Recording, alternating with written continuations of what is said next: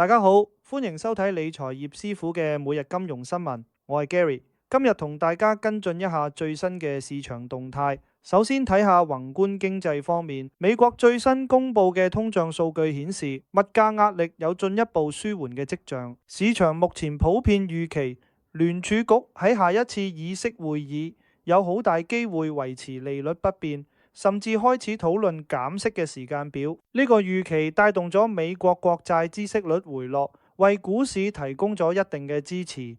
美股方面，三大指數全晚表現做好，科技股繼續成為升市火車頭，特別係人工智能相關嘅晶片股同軟件股都錄得唔錯嘅升幅。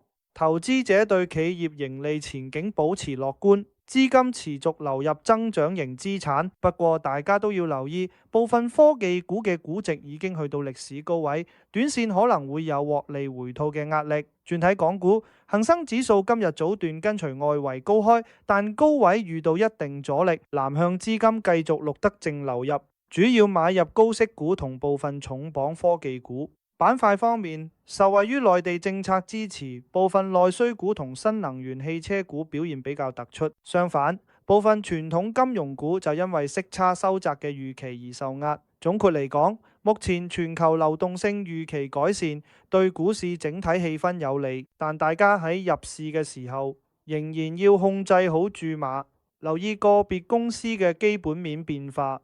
以上就係今日嘅重點新聞。本影片內容只供資訊參考，並不構成任何投資建議。投資涉及風險，作出決定前應獨立判斷。感謝收睇，我哋聽日再見。